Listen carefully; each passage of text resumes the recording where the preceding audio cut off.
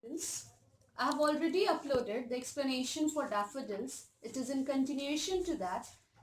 It's about the style of the poem Daffodils. The poem Daffodils has been written in 4 stanzas with 6 lines each. Most of the lines are in a form of a complete sentence. The full stops are not used after each stanza, rather it has been used in the last of each stanza, giving it a complete meaning to the whole stanza. The poet has tried to explain in the first 3 stanza what he has witnessed and how he has felt. The rhyming scheme of the poem has a musical eloquence.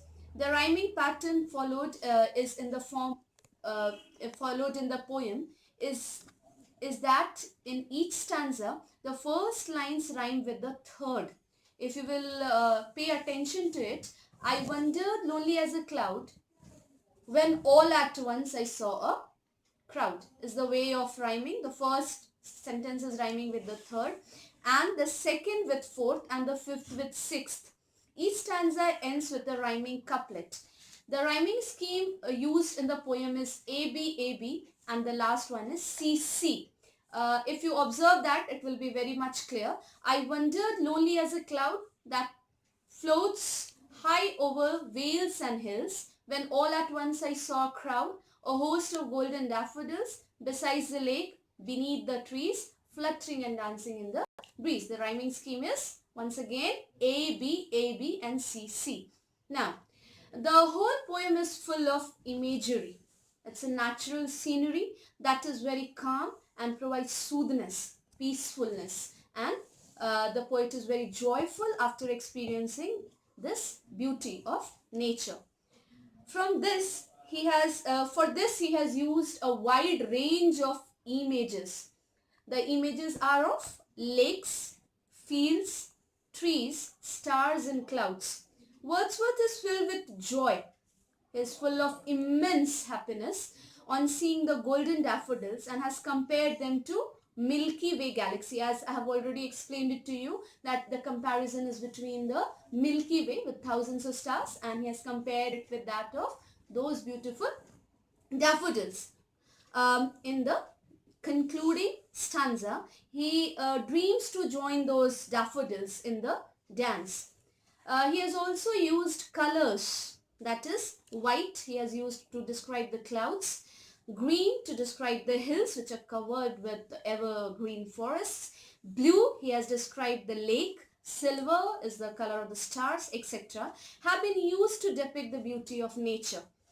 The poem starts in pessimism. Pessimism, you might have observed the very first line, I wandered lonely as a cloud. Author's solitude, as author is without companion, he's solitary. His loneliness, he has begun the poem with, and ends on a very optimistic note. If you have observed, he wants to join the daffodils in the dance, the last line, and then my heart with pleasure fills and dances with the daffodils. So you can clearly make out the mood of the poet from the beginning till the end. In the first line he talks about his loneliness, and at the last he wants to join the group of daffodils who are dancing and fluttering in the breeze. So the image which is created is quite clear. Now, alliteration, a literary device, is also used. It's again a repetition of consonant sounds at the beginning of the words to felicitate narration, to add to the narrative technique. I wandered lonely as a cloud and high over vales and hills. Now, personification, as we know, it's also a figure of speech in which an inanimate object is given a concept, an abstract idea, and it's endowed with human qualities of feelings. For example, this has been used when we talk about the daffodils, a host of golden daffodils. The lines are, a host of daffodils besides the lake, beneath the trees, fluttering and dancing in the breeze. Okay, who flutters and dances in the breeze? It's the human person in a form. So it's just written in that way. The daffodils are personified, those who are daffodils are dancing and fluttering, showing movement with those of the breeze. In these lines, the daffodils have been personified. Now, the other thing that we observe, an example of personification in the poem is 10,000 I saw at a glance, tossing their heads and sprightly dance. So, again, here the poet has imagined a group of daffodils just tossing and dancing like human beings in the poem. The third is the waves beside them dance. Even the waves are personified as dancing. Okay. The other is, but they outdid the sparkling waves in glee, as if there is a competition between the waves and the daffodils, and the daffodils were able to outdid the sparkling waves in the poem. The daffodils defeated the waves actually in glee. Now, simile has also been used.